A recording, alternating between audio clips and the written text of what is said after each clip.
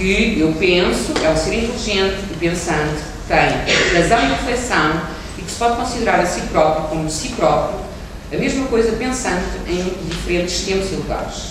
A ação que faz somente por essa consciência, que é inseparável de pensar e para a qual se parece essencial ser impossível para alguém percepcionar sem percepcionar que ele percepciona.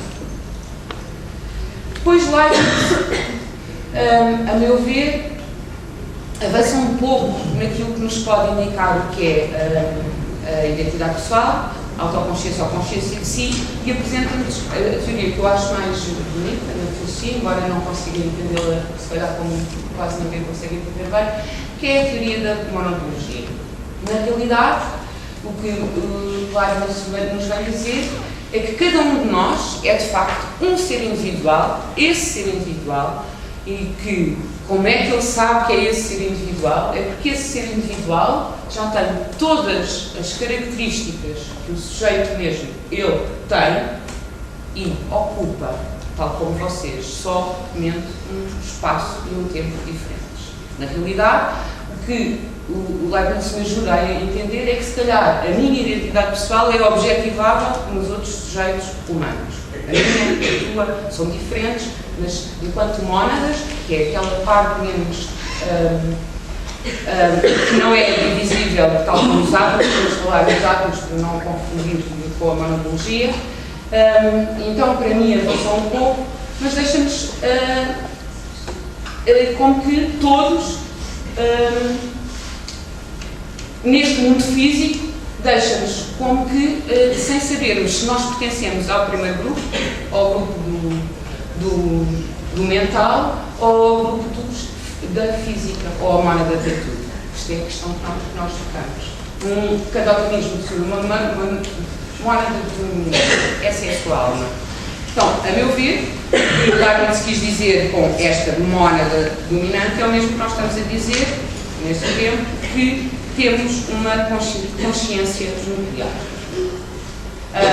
Esta teoria é uma forma de panpsiquismo, como nós dissemos, como outros chamam, como o Chalmers vai dizer, que diz que as coisas, elas mesmas, são de caráter ou mental ou espiritual. Kant, um pouco mais à frente, então diz-nos o que me parece a mim que nós estamos a dizer desde manhã. Eu vou resumir. Ele diz-nos o seguinte: o eu penso deve poder acompanhar todas as minhas representações. É esse eu penso, dou-lhe o nome de a percepção pura ou ainda a percepção originária, que é aquela autoconsciência que tem de poder acompanhar todas as outras representações, é una e idêntica em toda a consciência, não pode ser acompanhada por nenhuma outra. Kant quer isolar e defender a unidade deste sujeito que nós representamos aqui. Diz ainda: só porque posso ligar numa consciência um diverso de representações dadas, ou seja, todas as representações acerca do mundo que me rodeia, posso obter por mim própria a representação da identidade da consciência nessas representações. Existir um sujeito onde essas representações, que é o mundo aqui fora, o que me afeta e que me altera, acontece num sujeito. E só por isso é que é possível dizer-se que é o mesmo que recepciona as mesmas representações. Se assim não fosse, na realidade, nós teríamos uma representação igual como outra qualquer. Ou, aliás, não seria possível haver qualquer representação. Não sendo assim, eu teria um eu não tão múltiplo quanto as representações que eu viveria. Não conseguia ter nunca uma memória ou algo onde eu pudesse ter um background das minhas representações do mundo. Ou seja, se não ocorresse o que o Kant explicou, não teríamos nem unidade da consciência, nem identidade pessoal. Nagel vai-nos retomar este problema agora, muito recentemente, dizendo-nos o seguinte: pessoas que são sujeitos de pensamento e ação vivem num mundo que a ciência não conseguiu até hoje entender e explicar totalmente. Enquanto sujeitos, as pessoas possuem uma perspectiva muito particular do mundo e das suas ações nele. Chamamos de uma perspectiva subjetiva. No entanto, as pessoas são sujeitos capazes de transcender essa forma subjetiva, de pensar e de serem capazes de pensar o mundo e os fatos do mundo de uma forma isolada e separada de si. Ou seja, Nagel está mais uma vez convencido que existem duas perspectivas acerca do mundo, uma mental e uma física, e há uma que é subjetiva, que não é possível traçar em nenhum scan que nós tenhamos, e há uma outra que é completamente psicológica que pode ser traçada, e essa é da linguagem da ciência. E há como que um diálogo mudo e surdo entre estas duas formas de entendermos o sujeito. Ou um sujeito objetivo, no mundo físico, ou um sujeito cujo seu discurso subjetivo e que as representações ocorrem é só nele. E ninguém tem acesso ao que o sujeito pode. Ficaria, para mim, uma identidade pessoal inobjetiva, é impossível falarmos disso. Ou seja, Nagel diz-nos que o que está em causa é um ponto de vista particular que cada um de nós tem, mesmo que sejamos muito semelhantes uns com os outros, temos sempre este ponto de vista, esta mónada que olha para todos os lados, mas num certo ponto de vista. Ou seja, o que eu simpatizo com o Nagel e achei que nós, de facto, temos que encontrar um equilíbrio entre este mundo objetivo que diz que nós somos só físicos e que a experiência subjetiva não conta, e começarmos, se calhar, a pensarmos num sujeito que para ser estudado tem que contar com esta forma subjetiva de ser. Ou seja, só porque existem esta dicotomia entre mental, material, imaterial, físico e mental, é que há esta dificuldade em perceber se é objetivável ou não o nosso discurso. Então, o que é que nós temos que fazer? Na realidade, nós temos que ir nós mesmos à procura de nós, o que me parece estranho, e a ciência cognitiva faz isso hoje em dia. Ou seja, não conta com a experiência subjetiva, uma vez que ela às vezes é enganadora, e eu pergunto-me se os sujeitos têm, os próprios cientistas, como diz um cientista um pouco mais à frente, experiência subjetiva, e é só isso, como isso que eles contam, com a sua inteligência a partir de uma experiência subjetiva, como podemos nós dizer que isso que nós temos e que faz de nós seres pensantes e conseguimos construir teorias, tínhamos que dizer que esse sujeito subjetivo não conta para o estudo da ciência. Para mim, não me percebo estranho. E agora eu trago o caso do Edvard Montrey. É uma personagem,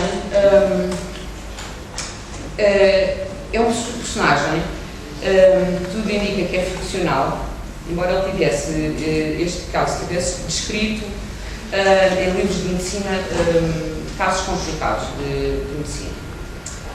Então o caso foi um sujeito nasceu com uma cara na sua nuca, o que faz com que este caso não parecesse real é só o facto de ele ter sobrevivido até aos 23 anos e se ter suicidado porque não fizeram a operação que ele solicitou. Era um nobre inglês, solicitou a operação de retirarem a cara da nuca e nenhum médico, segundo o relato, fez, porque ele morreria se fizessem isso. Não ficou explicado porque é que ele morreria. Bom, vai-se a saber que se calhar este caso não é verdadeiro, uma vez que até aos 23 anos parece que seria impossível um sujeito sobreviver, mas há casos em que as pessoas nascem com outros sujeitos, que são os seus gêmeos, nos seus corpos. Isto poderia perfeitamente ser um dos dois casos, desculpem, não sou de medicina, pelo que me esqueci do nome das doenças. Há dois casos na medicina em que ocorre isto. Um tem a ver com um espelho da nossa mente, da nossa cara, é um tipo de problema que ocorre, natural, e outro é o facto de este sujeito não ser um só, isto é só um corpo, mas serem dois sujeitos. Porque o Edward, que é o sujeito da frente, portanto, tem o rosto virado para a frente, queixava-se que, e as visitas dele também, que um sujeito que está atrás, embora não falasse, guinchava durante toda a noite, até ele não aguentar. Ele não aguentou e, de facto, depois de muito ter solicitado que tirassem o guinchador da sua cabeça, ele acabou de dar um tiro na cabeça, deixando-me uma carta escrita: por favor, retirem-me a cara da cabeça antes de eu ser sepultado, para que durante o meu sono eterno eu não tenha os gritos do sujeito sempre na minha cabeça. Eu vou supor que isto é verdade, pode acontecer, como acontece, há coisas um bocadinho piores, por isso eu não vale a pena contar, mas acontece que nós temos dentro de nós, no nosso organismo, só com duas pernas, dois braços, não vamos pôr mais membros, embora que se possa colocar, acontece que tem dois sujeitos dentro de um cérebro. Isto só tinha um cérebro. Claro que há os exemplos dos, como é que se chamam?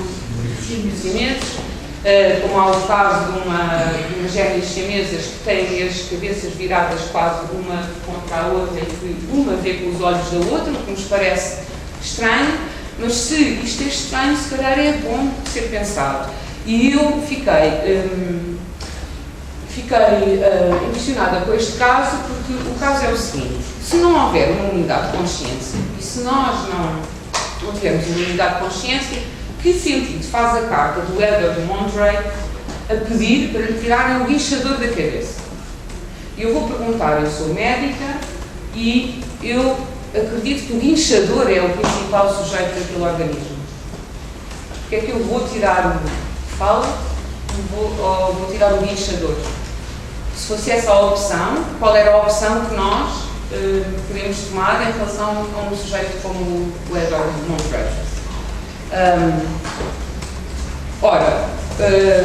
Imaginemos também que não há graus acerca da identidade pessoal, que a identidade pessoal numérica é aquilo que é relevante e a noção ou a visão psicológica que nós temos acerca de nós não é relevante para que digamos que há uma pessoa. A identidade numérica diria que basta haver um para ser um e só um. Neste caso, eu acho que havia dois sujeitos no mesmo, duas pessoas no mesmo organismo. Portanto, eu tenho muitas dificuldades em perceber se este sujeito tem uma identidade pessoal ou se tem duas identidades pessoais. E que só um consegue verbalizá-la e o outro guincha acerca da sua... ou seja, eu não consigo decidir, neste momento, nem coloco, se este sujeito... ou se os sujeitos estão os dois a sofrer e qual é que é o parasita do outro. Não consigo. Bom, só para explicar, isto não é uma fotografia verdadeira, isto é uma escultura de uma senhora, não me lembro agora do nome, mas depois eu dou-vos se desejarem, que fez a representação do que supunha ser os desenhos que ele fazia dele, e depois isto ficou exposto, e as pessoas agora na internet passam esta fotografia a cores, mas ela... Pronto. Então, como eu estou quase a terminar, o que eu queria chamar a atenção nesta comunicação, não tanto dizer que eu abraço aquilo que o Locke diz, mas chamar a atenção da ciência cognitiva que nos oferece descobertas puramente teóricas que permanecem longe da experiência humana atual, de uma mente sem self. E como diz Minsky, que faleceu o mês passado, nasceu em 1927 e faleceu há um mês, ele diz no seu livro Minds, the Society of Mind, desculpa, eu escrevi mal o título, depois eu digo. Talvez seja porque não há pessoas nas nossas cabeças a fazer-nos fazer as coisas que queremos, que construímos um mito de que estamos dentro de nós mesmos.